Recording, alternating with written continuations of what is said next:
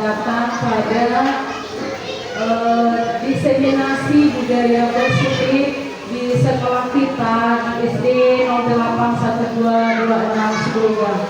Adapun kegiatan ini ibu-ibu, ini adalah sebagai saya sekarang di sini memaparkan atau menyebarkan, itu artinya diseminasi, menyebarkan apa yang telah saya peroleh selama kurang lebih bulan 6, 7, 8 saya mengikuti kegiatan guru penggerak. Jadi pada saat ini saya akan mendiseminasikan modul 1.4 dan sekarang ini kami telah memasuki modul 2. Jadi dalam modul 1.4 hal-hal yang akan saya sampaikan inilah intisari yang telah kami dapatkan ya. Mudah-mudahan dengan kegiatan ini kita bisa menerapkannya di sekolah kita untuk kemajuan sekolah kita khususnya ke peserta didik kita.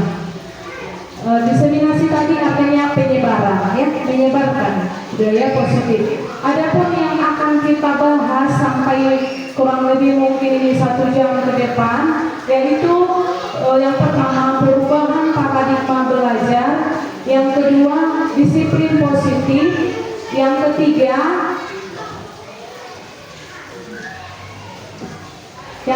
di sini motivasi perilaku manusia, nanti yaitu hukuman, penghargaan dan restitusi. Kemudian yang keempat kebutuhan belajar, yang kelima posisikan role restitusi, yang keenam keyakinan kelas, dan yang ketujuh segitiga restitusi.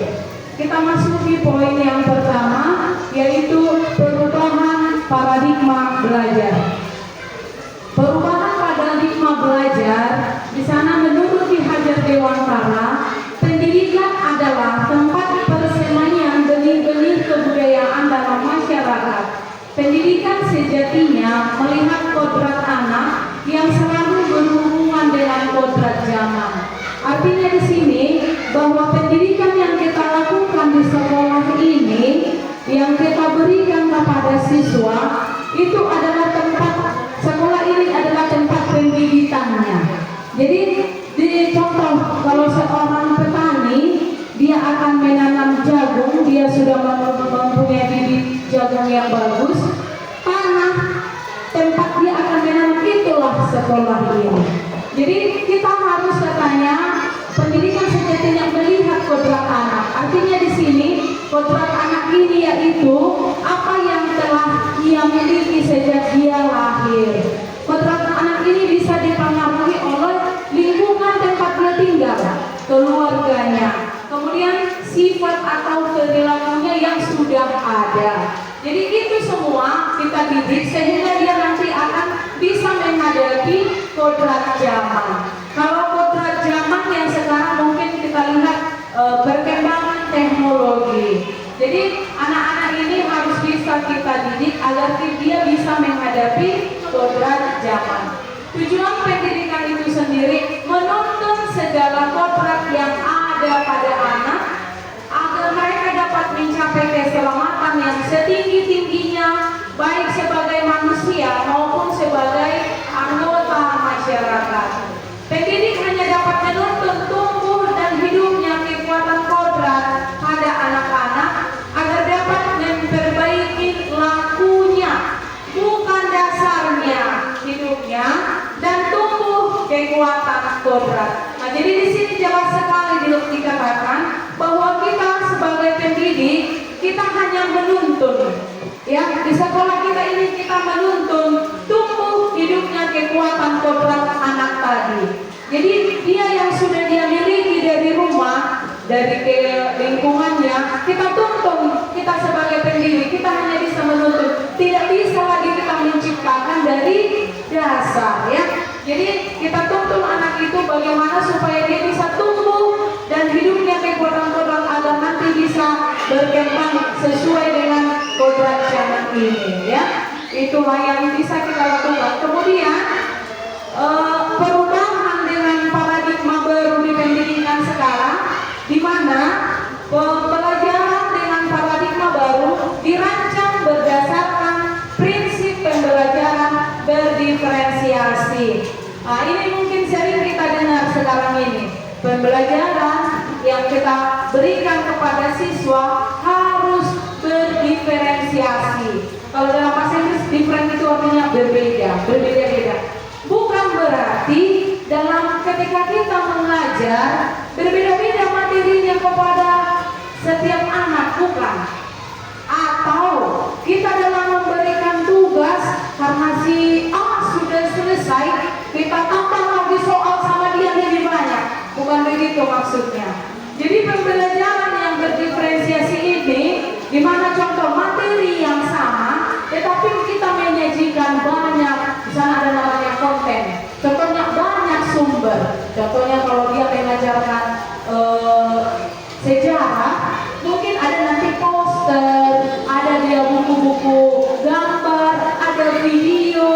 Nah, jadi itu yang membuat berbeda karena setiap anak nggak sama cara penyerapannya. Ada anak dengan melihat buku pelajaran, dia baca sebentar, dia sudah mengerti. Tapi ada anak harus menonton video dulu, baru dia bisa mengerti. Jadi yang berbeda-beda di situ adalah cara kita menyampaikan dengan berbagai metode, ya. Jadi bukan berbeda. Contoh, kelompok A ini yang pintar-pintar di sini, di kelompok B yang sedang-sedang di sini, yang nggak tahu sama sekali di sini. Bukan begitu, ya. Jadi tidak membeda-bedakan, tetapi cara kita, metode yang kita pakai yang bervariasi, sehingga nanti perbedaan yang ada di kelas bisa semuanya mencapai. Jadi dia sehingga setiap siswa belajar sesuai dengan kebutuhan dari tahap perkembangannya untuk mewujudkan profil pelajar Pancasila. Di mana pada saat sekarang kita sudah memasuki kurikulum merdeka, kita harus memang memastikan bahwa siswa kita adalah siswa yang memiliki profil pelajar Pancasila. Masih ingat kita apa aja dimensinya itu, ibu-ibu? Ada 6 dimensi, ya kan?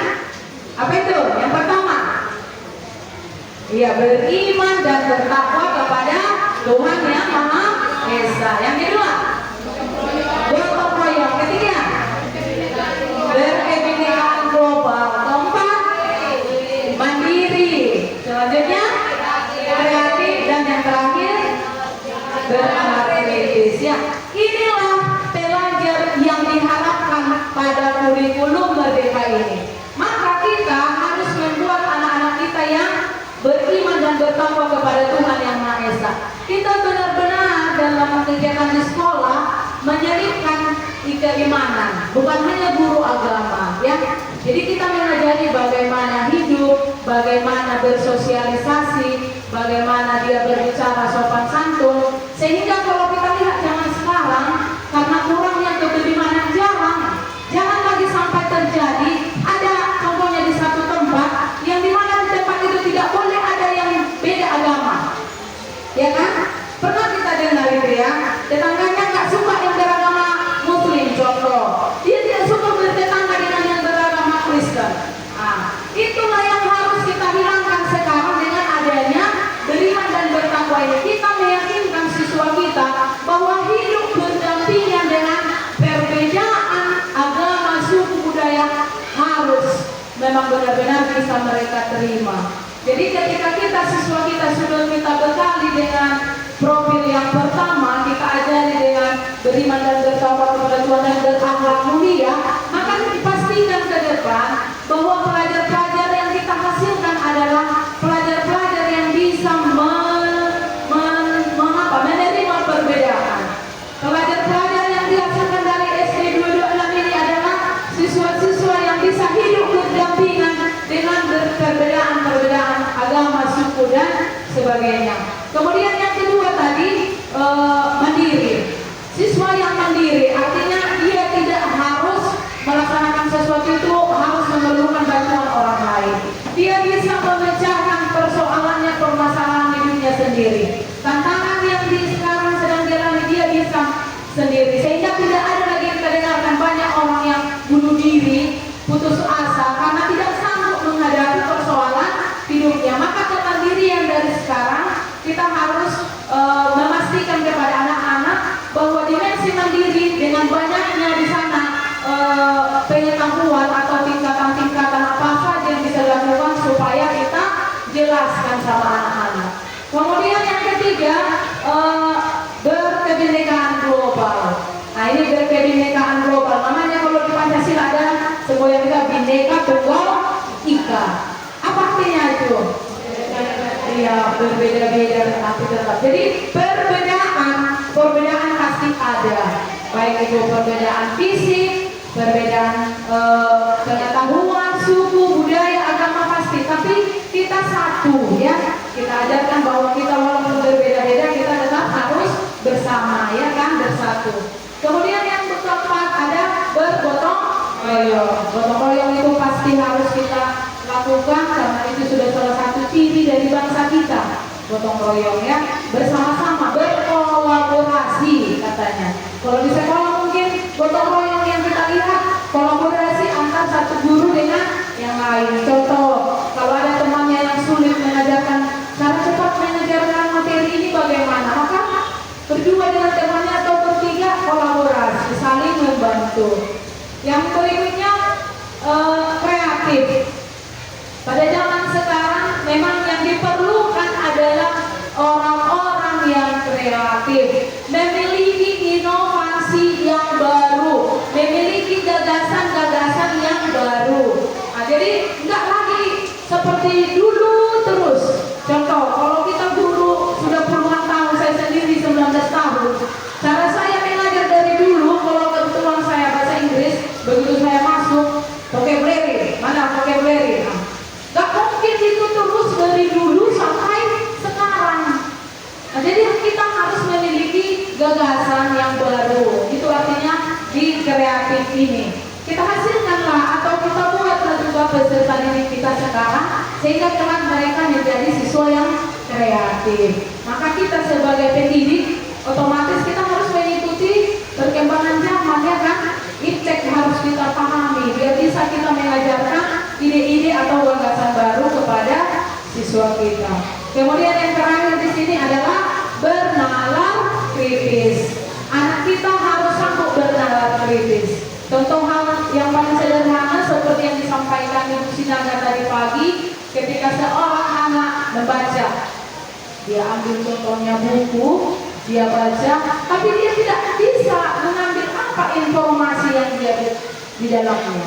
Ya, jadi untuk bernalar kritis ini kita harus bisa memastikan anak-anak kita ini memang mampu menggali informasi dari apa yang dia baca atau apa yang dia lakukan.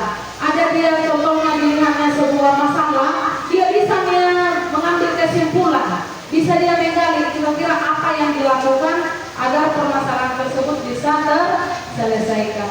Jadi profil-profil pelajar Pancasila yang 6 ini yang harus kita memang mulai dari sekarang kita terapkan sama anak-anak ya, mulai dari berkebinekaan, mulai dari beriman dan bertakwa tadi, itu harus selalu kita ingatkan kepada anak-anak supaya dalam belajar inilah yang dia tunjukkan. Kemudian yang di sana nanti kita masuk ke disiplin positif. Tentu saja dalam hal kehidupan ini kita harus memiliki disiplin. Di sekolah kita banyak yang seringkali kita katakan disiplin. Kadang apel pagi pun disiplin, buang sampah pada tempatnya, terlambat juga disiplin, tidak memakai atribut juga berhubungan disiplin. Jadi di sana disiplin itu adalah disiplin yang positif adalah sebuah bentuk penerapan tanpa kekerasan, upaya mengkomunikasikan perilaku yang efektif antara orang tua dan anak, mengajarkan anak untuk memahami konsekuensi dari perilaku mereka, mengajarkan anak tanggung jawab dan rasa hormat ketika berinteraksi dengan lingkungannya. Jadi disiplin positif ini namanya disiplin sudah pasti yang positif ya kan, yang baik, yang benar. Penerapannya tidak boleh dengan kekerasan ya. Upaya mengkomunikasikan perilaku yang efektif antara orang tua dan anak. Ketika anak nanti ada kekurangan, kita komunikasikan dengan orang tua yang berhubungan dengan disiplin. Mengajarkan anak memahami konsekuensi dari perilaku mereka. Namanya konsekuensi akibat yang timbul dari perbuatan si anak. Kemudian rasa hormat, tanggung jawab dan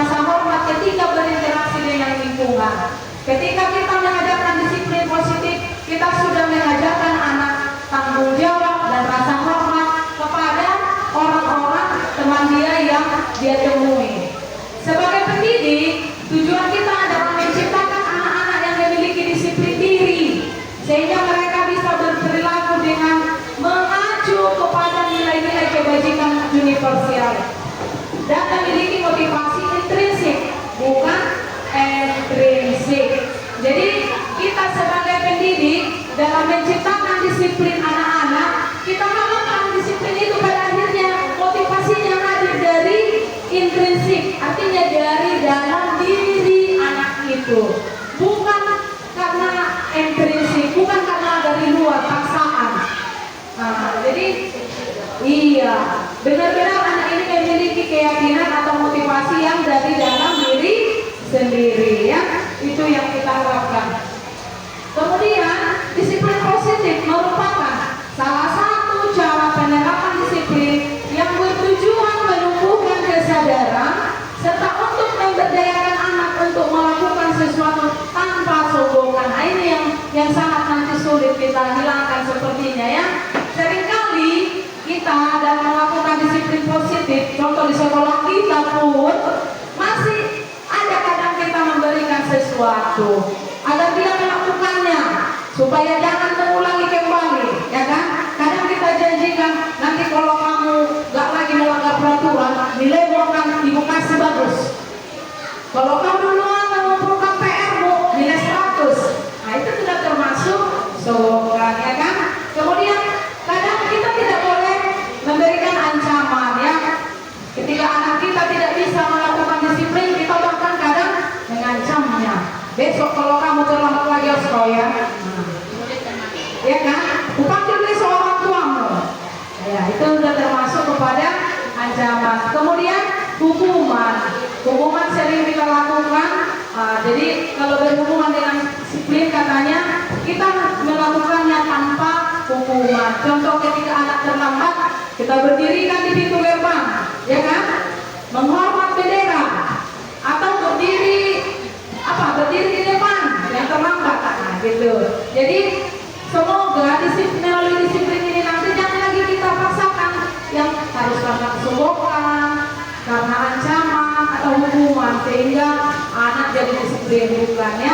Karena disiplin itu diharapkan dari tadi intrinsiknya hadir dari dalam diri sendiri.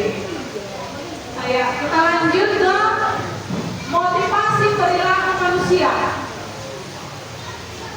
Motivasi perilaku manusia. Motivasi merupakan dorongan yang timbul pada diri seseorang secara sadar atau tidak sadar untuk melakukan suatu tindakan dengan tujuan tertentu. Motivasi merupakan dorongan yang timbul dari dalam diri seseorang secara sadar. Jadi motivasi ini ada terjadi terkadang karena 3 hal. Yang pertama di sana menghindari ketidaknyamanan atau hukuman. Terkadang perilaku seseorang untuk berbuat baik hanya dikarenakan ketidaknyamanan atau takut kepada hukuman. Jadi kalau kita kasih pertanyaan ke nomor 1 ini untuk mentes perilaku yang memang sadar atau tidak sadar dilakukan, contoh begini. Kalau saya tidak melakukannya, kira-kira apa yang akan terjadi pada saya? Nah, itu untuk pertanyaan statement nomor 1. Jadi ketika dia ingin melakukan atau berperilaku apakah itu baik atau tidak, dia menghindari ketidaknyamanan atau hukuman. Ini termasuk perilaku yang sangat kurang. Dia hanya melakukan sesuatu karena takut hukuman. Nah, jadi ini biasanya ekstrinsik ini dari luar diri sendiri. Contoh kalau gurunya takut dia tidak mengerjakan PR, mungkin besok akan dimarahi. Kadang juga ada hukuman fisik, ya kan? Iya, kadang masih ada hukuman fisik. Ini dari nomor 1. Jadi ini adalah level terendah, minus ini kepada perilaku. Yang kedua, perilaku karena mengharapkan imbalan atau penghargaan dari orang lain. Terkadang orang memiliki perilaku atau motivasi karena dia mengharapkan imbalan, mengharapkan pujian, mengharapkan penghargaan. Contoh, guru ada anak-anak yang ingin ikut ikut berlomba karena mendapatkan hadiah atau piala. Tuh. Jadi ini setingkat lebih tinggi daripada nomor 1. Jadi kalau di sini mau kita buat contoh pertanyaan di nomor 2 ini seperti ini. Kalau saya nanti mengikuti perlombaan ini apa hadiahnya? Nah itu kan. Nah, jadi dia perilakunya karena mengharapkan imbalan atau penghargaan atau pujian. Kemudian yang ketiga, menghargai nilai-nilai ini kebajikan diri sendiri atau kebaikan. Jadi inilah yang memang yang benar ya. Yang ketiga ini. Mungkin kalau dalam pertanyaan seperti ini, kalau saya melakukan sesuatu yang benar ini, kira-kira apa yang akan terjadi pada diri saya? Nah, hal apa yang akan saya dapatkan kalau saya melakukan ini? Nah, jadi ini memang benar-benar dia hadir dari dalam diri sendiri ya. Nah, kalau tadi kita bilang ini ekstrinsik. Jadi kalau nomor 1 ini intrinsik. Yang nomor 1 ini ekstrinsik dari luar. Yang nomor 2 ini termasuk juga ekstrinsik dari luar. Sedangkan yang ketiga ini intrinsik. Inilah yang motivasi yang lahir dari dalam diri sendiri. Kemudian ada namanya konsep disiplin identitas gagal. Ya kan? Disiplin yang gagal jika hanya mengingatkan kepada hukuman. Ya kan? Kalau kita ingin membuat sebuah disiplin tetapi hanya didasarkan pada hukuman, yang tentu saja hukuman ini akibatnya hanya yang pertama akan menyakitkan. Seseorang kita hukum, bagi dia itu hanya sakit. Mungkin ada yang siswa kadang sakit hatinya dihukum. Ya kan? Kemudian membuat siswa menjadi tidak nyaman. Jadi kalau disiplin hanya karena hukuman, dia akan tidak nyaman itu. Mungkin di kelas pun dia datang karena dia tadi dihukum, mungkin akan langsung coret-coret kertasnya. Ya kan, sampai 1 lembar dia coret-coret. Tidak mendengarkan lagi pelajaran. Kemudian murid takut. Kalau karena hukuman pasti murid akan takut. Yang berikutnya kesannya kita memaksakan. Ya, kita paksa, namanya sudah dihukum pasti kita paksa, bahkan dengan nada suara yang tinggi, ya kan? Kemudian murid menjadi rendah diri. Inilah yang akan didapatkan anak jika kita memberikan hukuman untuk anak supaya melaksanakan disiplin. Ya, jadi kalau boleh makanya dibilang ini gagal, kita akan gagal menerapkan disiplin jika kita melaksanakannya dengan hukuman. Kemudian dikatakan juga dengan penghargaan juga akan gagal karena dia tidak efektif. Memberikan penghargaan ini salah satu cara yang tidak efektif, tidak sesuai, tidak cocok, tidak benar. Setiap perilaku kalau kita langsung bikin lunak, belikan dulu garam, contoh kita di rumah ya kan. Tapi langsung kita selalu berikan, nanti sama kamu ini sisanya. Itu tidak bagus ya. Kemudian merusak hubungan. Penghargaan ini merusak hubungan. Ini jelas sekali bisa kita lihat di sekolah kita. Ketika kita hanya contoh memberikan di kelas, memberikan seseorang anak, dia ada teman, dia juara 1, pasti ada temannya yang iri sama dia, ya kan? Nah, jadi penghargaan ini kita berikan contoh dia hadiah, temannya akan iri, tidak suka. Begitu sajanya dia dikasih, aku yang tadi duluan. Nah, jadi sering menimbulkan rasa iri. Kemudian mematikan kreativitas. Ketika pada saat itu anak-anak sudah melakukan sesuatu, langsung kita berikan penghargaan, maka itu namanya mematikan kreativitas. Dia akan stop sampai di situ. Begini saja udah dikasih penghargaan, ngapain lagi buat yang lebih bagus kan gitu kan? Nah, jadi tidak boleh ya. Kemudian menghukum sifat ranking. Nah, ini tadi dengan memberikan siapa nomor 1 yang dapat hadiah namanya juara 1, 2, 3. Nah, tidak boleh, ya kan? Kita tidak boleh memberikan motivasi itu hanya dengan meranking. Kemudian merampas hak menghargai dirinya. Ini betul sekali ini. Jika kita memang memberikan penghargaan atau motivasi karena penghargaan, dia memang pasti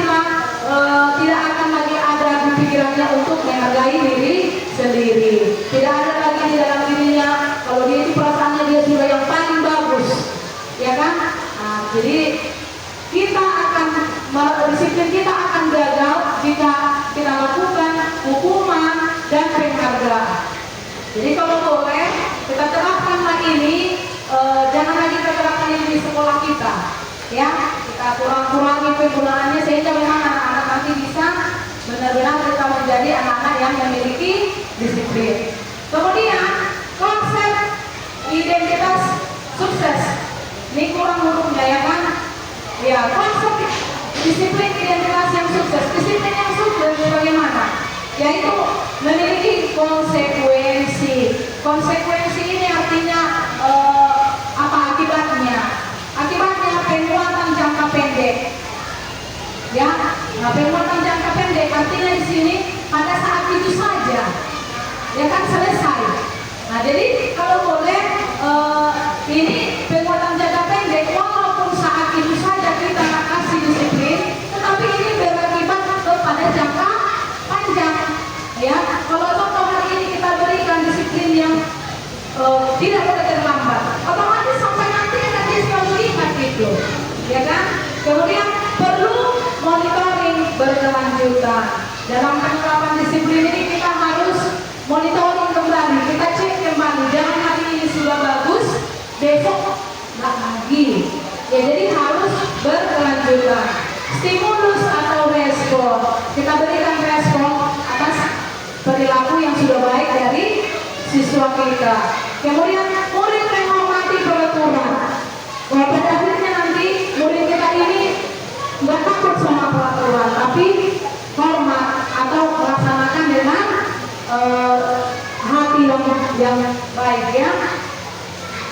Kemudian kehilangan waktu untuk merenungi kesalahan. Nah di sini anak-anak tidak lagi merenungi kesalahannya, tetapi dia bisa memaksimalkan kira-kira dari kesalahan itu apa yang bisa dia dapatkan.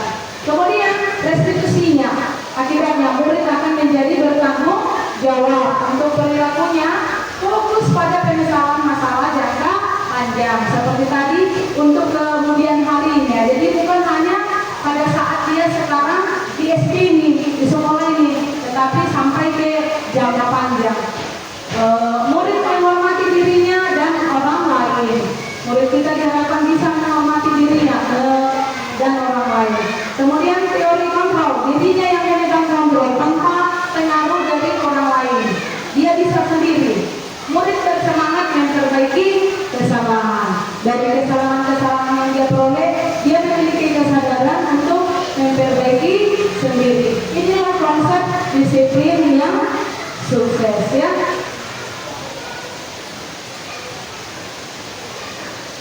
Selanjutnya, konsep disiplin pendekatan restitusi.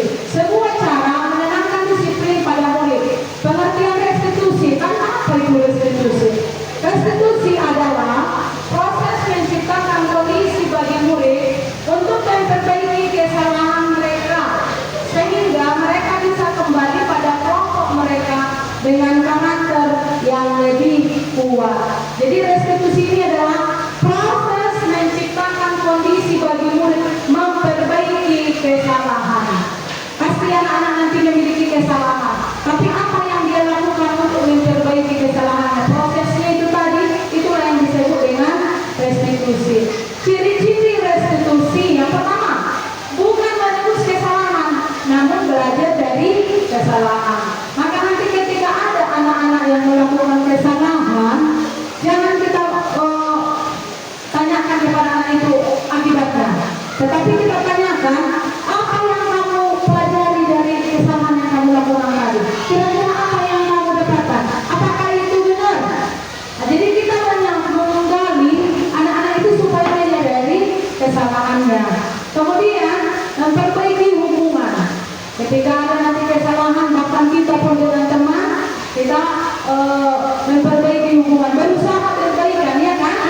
Ketika kita melakukan kesalahan dalam tata tertib, jangan lagi terulang. Kemudian restitusi itu tawaran dan bukan paksaan ya, tidak paksaan.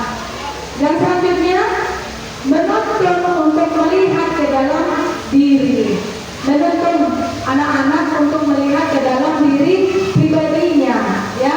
Kemudian mencari kebutuhan dasar yang mendasar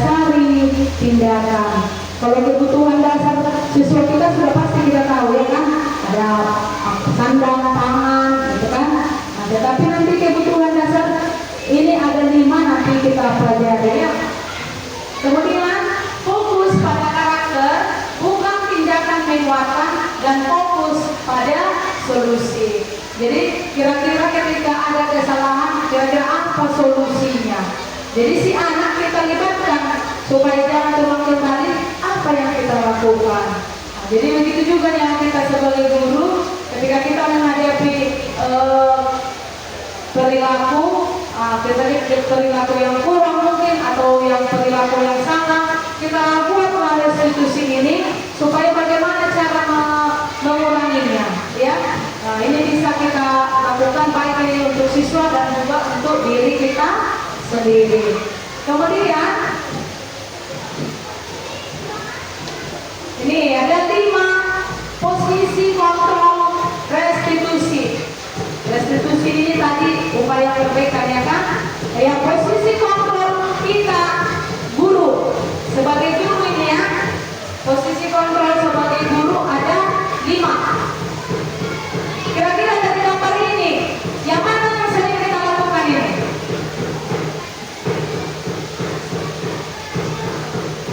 Kira-kira dari nomor 1 sampai 5. Nomor 1 itu sebagai guru, itu sebagai penghukum.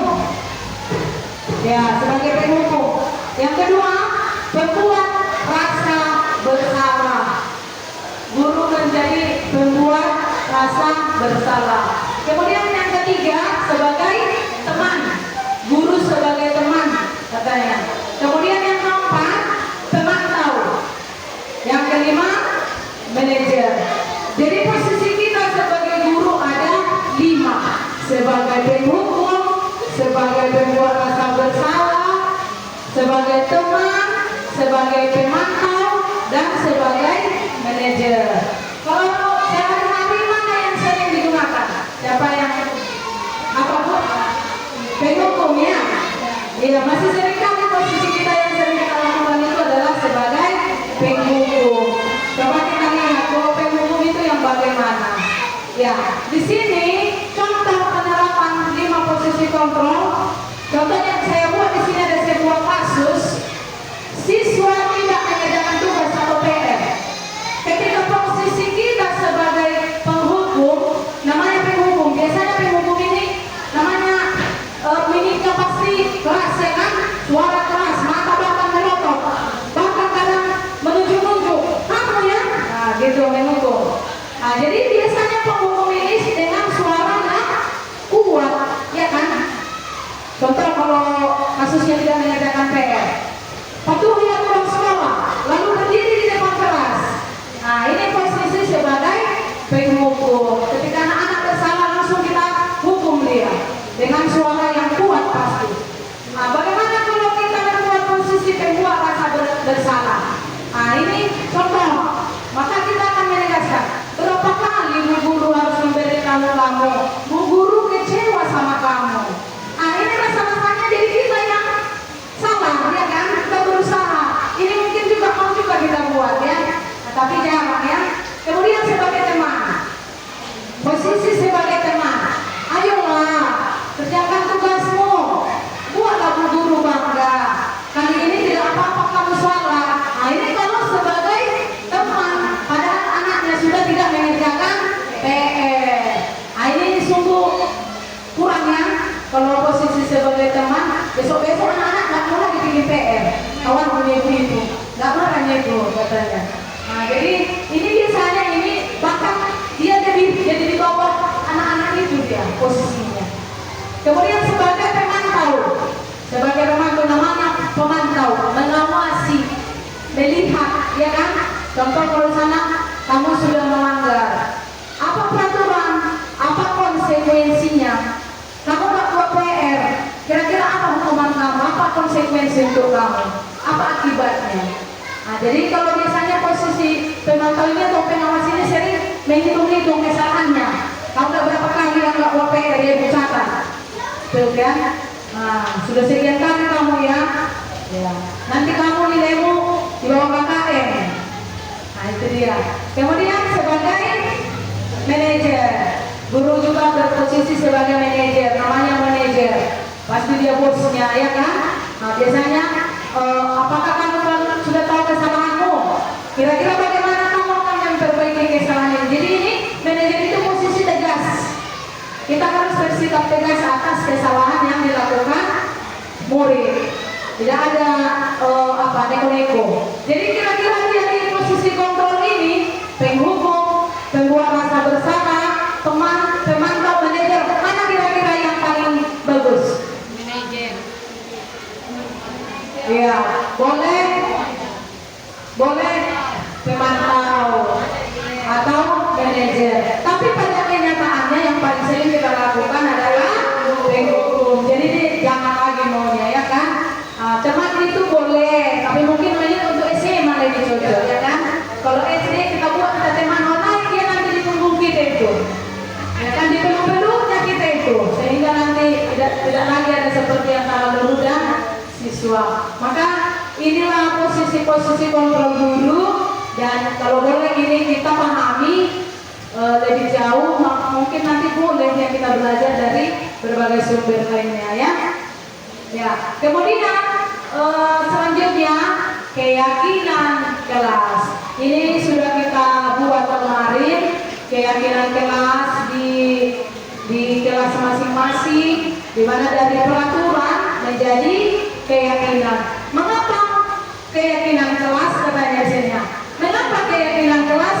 Mengapa tidak peraturan kelas?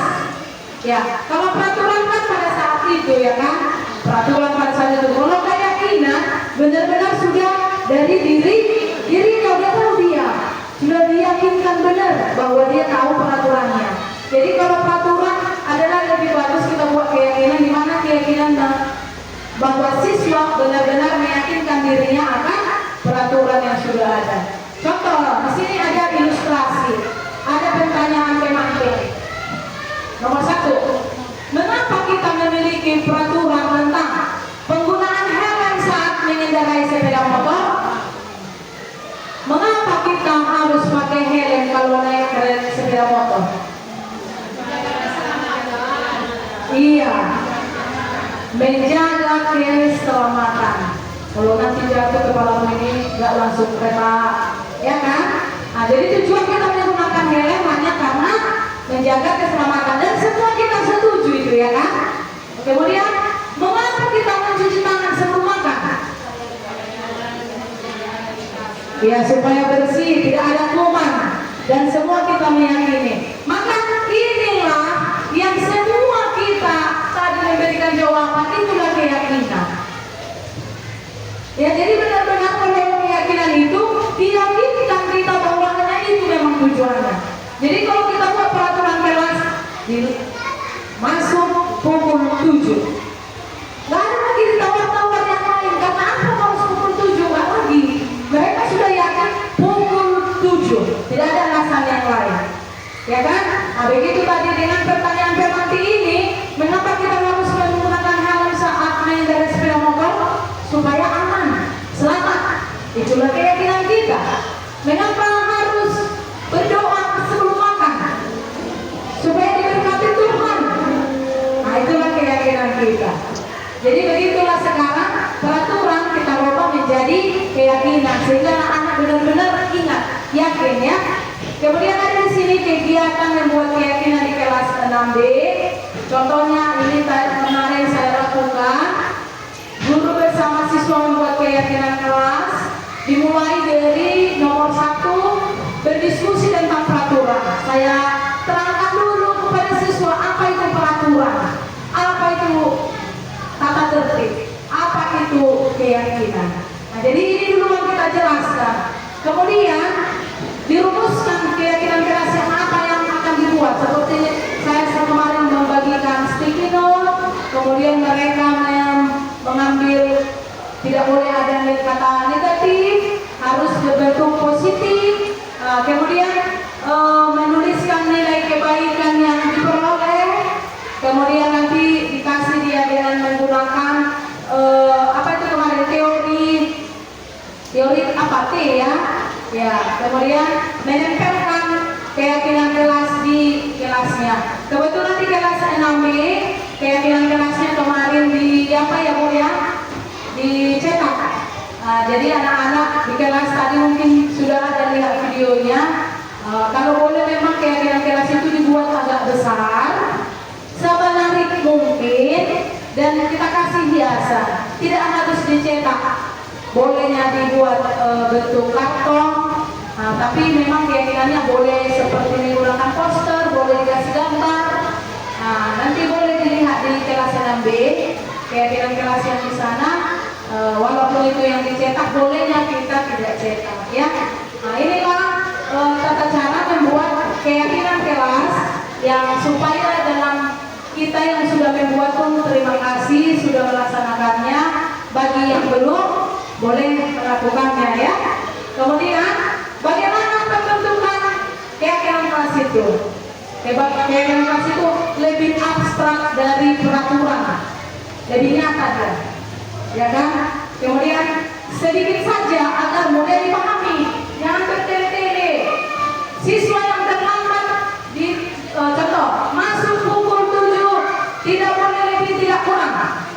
Tak apa-apa banyak lebar, itu maksudnya jangan bertele-tele. Siswa memakai atribut topi, dasi, apalagi papan nama, gak usah panjang lebar, namanya atribut sudah tahu itu, ya kan? Jadi dia sedikit saja agar mudah dipahami. Kata-katanya simpel, sederhana, berupa pernyataan universal. Universal artinya untuk umum, untuk semua siswa itu sama, ya. Jadi jangan untuk beberapa orang saja. Contoh dibuat rambut harus dikepang, gak bisa kan? Karena ada anak perempuan itu yang rambutnya pendek. Nah, jadi dia peraturannya harus untuk semua orang. Nah, untuk umum dia. Kemudian sesuai dengan kondisi kelas dan sekolah agar mudah diterapkan. Nah, ini sudah pasti lah kalau kita buat keyakinan kelas sesuai dengan siswa kita.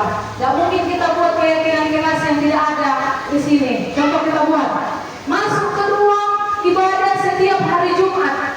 Gak ada kan ruang ibadah kita. Iya, jadi kita buatlah sesuai yang ada dengan kondisi sekolah atau kelas.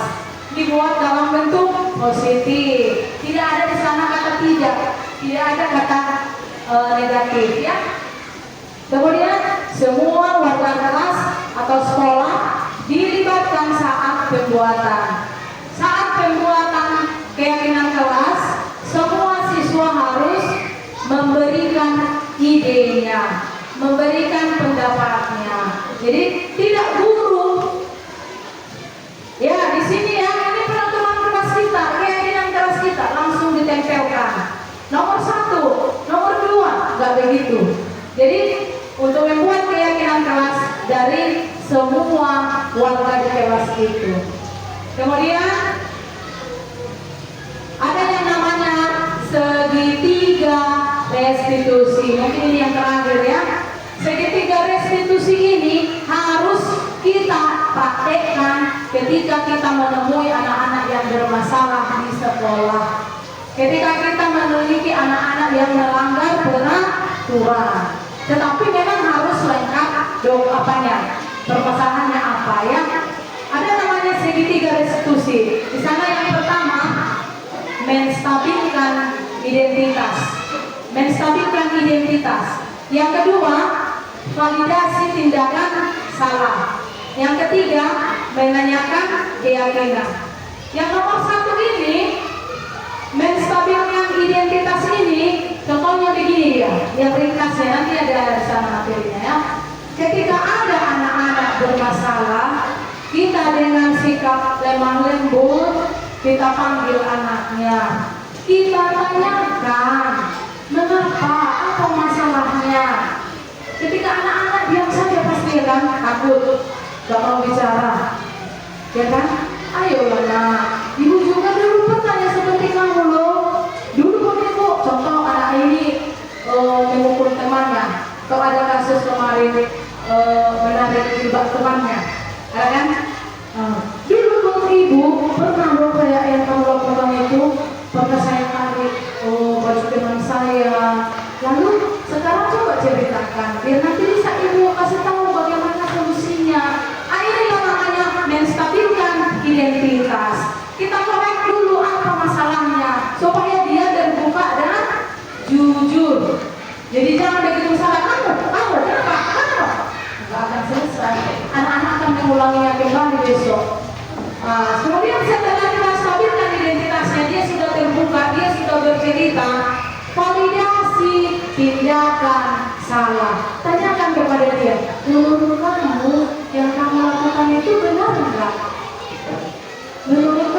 tadi waktu kamu tarik jilbab, coba bagaimana perasaannya?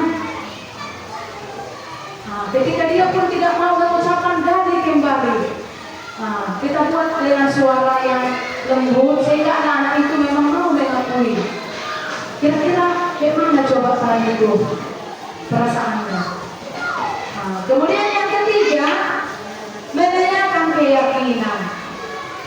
Atau yang kedua dulu, yang kedua validasi tindakan salah. Mereka bisa juga kita tanya dia, setelah dia mungkin bisa mereka apa yang terjadi, kita tanya juga dia. Tadi ketika kamu sudah tarik baju jilbab temanmu, pasti kamu ketawa-ketawa, senang kan? Coba, bagaimana perasaanmu? Atau mungkin dia nggak senangnya, ya kan? Jadi itu namanya validasi tindakan salah. Kita coba dengan tindakan yang dia buat tadi itu, menurut kamu bagaimana? Apakah itu benar? Kalau benar bagaimana? Kalau salah kira-kira yang bagaimana yang salahnya? Kemudian yang ketiga, menanyakan keyakinan. Setelah dia bercerita, dia bisa menyatakan tindakan validasi tindakan salahnya. Tanyakan keyakinan kelas yang dia langgar yang mana. Tadi kan kita sudah punya keyakinan kelas, sudah kita tempel, anak-anak semua sudah kita sosialisasikan. Kemudian yang ketiga ini tanyakan kepada dia, kira-kira keyakinan yang mana yang dia langgar. Nah itulah secara singkatnya. Kemudian ada di sini kalimatnya. Bagian dasar bertujuan untuk mengubah identitas anak dari gagal karena melakukan kesalahan menjadi orang sukses. Anak yang melanggar peraturan karena sedang mencari perhatian adalah anak yang sedang mengalami kegagalan. Dia mencoba untuk memenuhi kebutuhan dasarnya, namun ada benturan. Maka kita meyakinkan si anak dengan kata-kata berikut: berbuat salah tidak apa-apa. Nah, seperti tadi, ya kan? Saya juga pernah melakukan kesalahan seperti itu. Atau kita bisa menyelesaikan ini. Atau bapak ibu tidak tertarik mencari siapa yang salah, tapi bapak atau ibu ingin mencari solusi dari persoalan ini. Atau kamu berhak merasa begitu. Atau kamu sedang menjadi teman yang baik buat dirimu sendiri. Nah, inilah pertanyaan-pertanyaan ketika kita posisinya nomor 1, yaitu menstabilkan identitas. Kita pastikan dulu dia jujur, ya kan, mengakui apa yang dia lakukan, tetapi dengan pertanyaan yang lemah lembut, ya, jangan lagi dengan menghardik kata-kata yang suara yang kuat, nggak akan ada perubahan, akan terulang lagi. Kemudian memvalidasi tindakan salah. Tadi sudah kita terangkan contoh di sini. Kalimat-kalimat yang mungkin muncul ketika memvalidasi kebetulan mereka. Padahal kamu bisa melakukan yang lebih buruk dari ini, ya. Kamu pasti punya alasan mengapa melakukan hal itu. Kamu patut bangga pada diri sendiri karena kamu telah melindungi sesuatu yang penting buat kamu. Nah, bisa saja dia membela, ya kan? Pembelaan. Kamu boleh mempertahankan sikap itu, tapi kamu harus menambahkan sikap yang baru. Nah, jadi di sinilah posisi memvalidasi tindakan salah. Kita pastikan kalau dia memang memiliki alasan mengapa dia melakukannya. Ya, jadi setelah kita tadi dia jujur, mengapa kamu lakukan, apa yang akan kamu, apa yang kamu rasakan setelah kamu lakukan. Itu dia. Kemudian yang ketiga tadi menanyakan keyakinan. Apa yang kita percayai sebagai keyakinan kelas. Maka contoh ketika anak, di situ ada peraturan sekolah kita, boleh kita suruh anak-anak membaca. Nanti sebenarnya itu harus diganti jadi keyakinan sekolah, anak-anak harus membaca. Maka ketika melakukan kesalahan, dia harus bisa melihat poin yang nomor berapa yang dia langgar.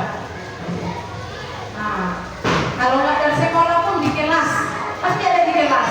Maka kalau boleh keyakinan kelas itu memang yang memang terjadi sehari-hari. Jangan hanya terlambat, hanya masalah hadir, hanya PR, jangan. Tetapi sampai ke fisik, ya kan? Pokoknya tidak boleh membuli, tidak boleh mengejek. Sampai ke situ kalau di kelas, kalau boleh ada.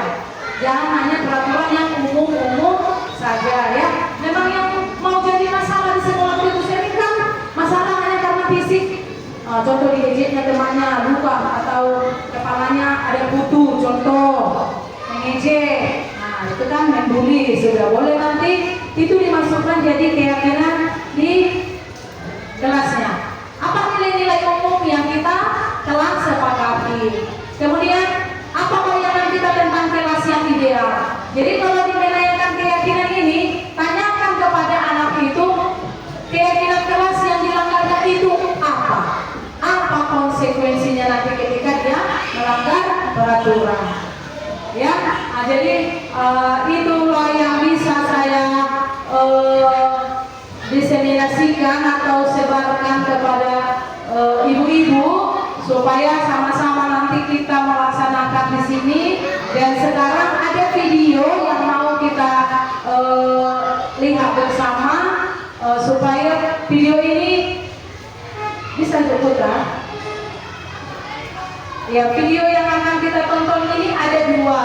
Yang pertama yaitu saya menggunakan restitusi yang tadi, restitusi yang tiga itu, menstabilkan identitas, validasi tindakan salah, menanyakan keyakinan.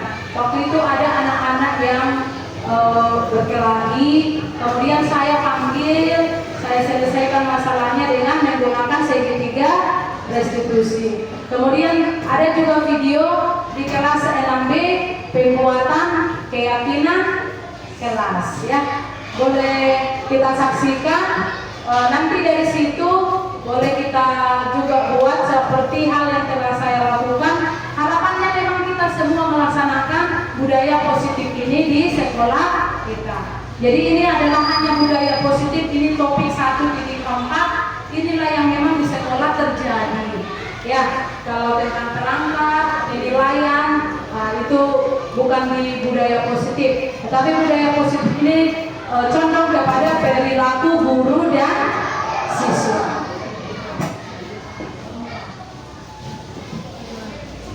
Ini adalah video saya menyelesaikan permasalahan siswa dengan menggunakan segitiga restitusi.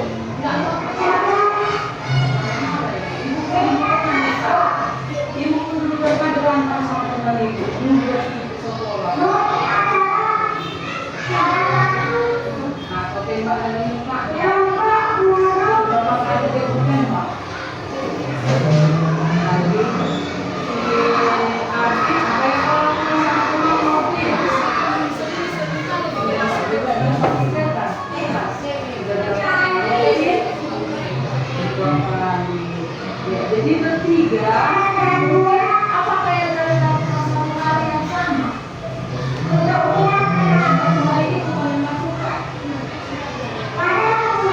Belajar lagi, jadi sekarang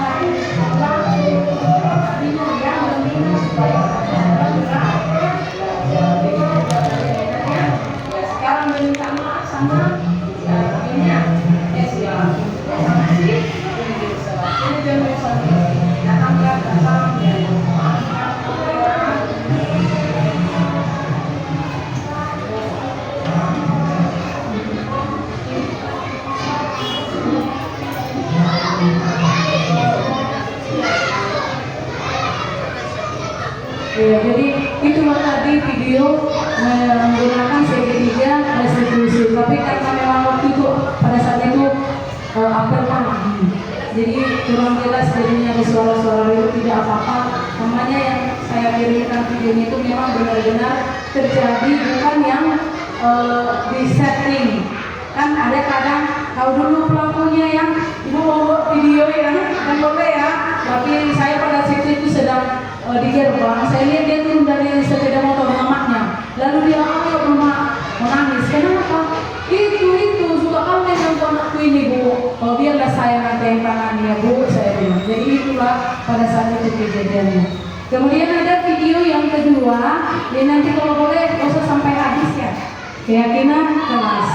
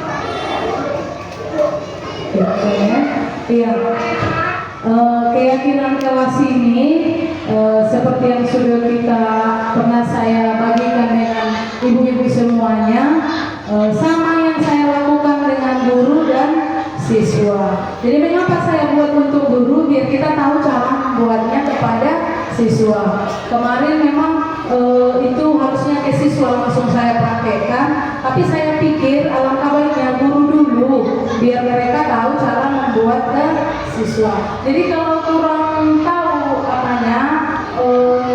langkah-langkahnya, boleh kita tulis sekian ya. Kalau memerlukan peralatan boleh diminta ke sekolah. Nggak banyaknya, hanya perlu spidol udah punya, hanya perlu kertas plano paling 6. Kemudian kalau boleh kita lakukan lagi dan sudah selesai, sudah ditempel di ruangan kelas masing-masing ya kan, sehingga ketika ada permasalahan di sekolah, ada anak-anak yang memiliki permasalahan, ada berkelahi atau melanggar peraturan, kita bisa terapkan segitiga restitusi tadi. Kita yakinkan peraturan mana yang dia langgar. Tapi kalau tidak ada di kelas, nggak bisa kita melaksanakan segitiga restitusi, karena nomor 3-nya nanti nggak ada di kelas itu, ya kan? Nah, jadi sekarang ritual yang dari modul 1.4 yaitu tentang budaya positif, inilah materi yang saya dapatkan supaya bisa kita nanti laksanakan, bukan hanya saya, tetapi kita semua harus melaksanakan karena tujuannya untuk kemajuan sekolah kita ya. Kalau ada yang mau bertanya, sesi ini kami persilakan. Ada yang mau bertanya?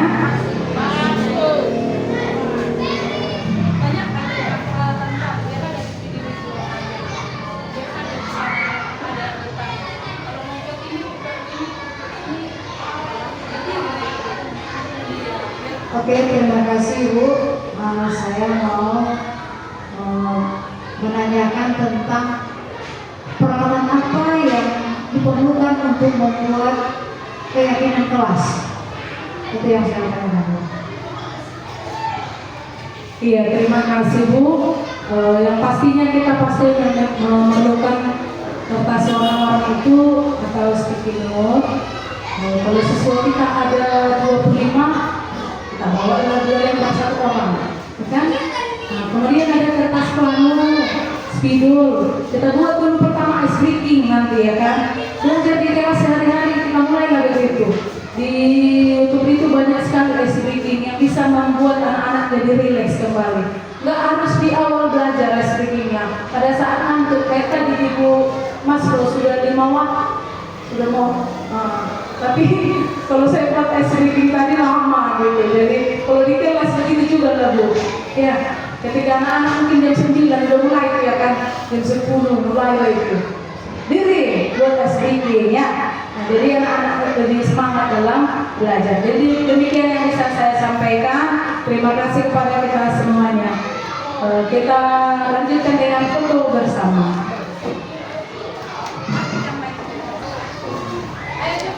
Foto bersama.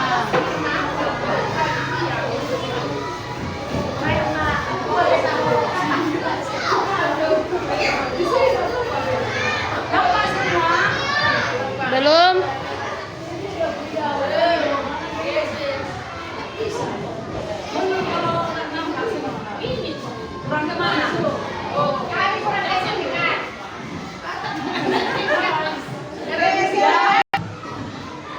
Oke, 1, 2, 3, ya sekali lagi.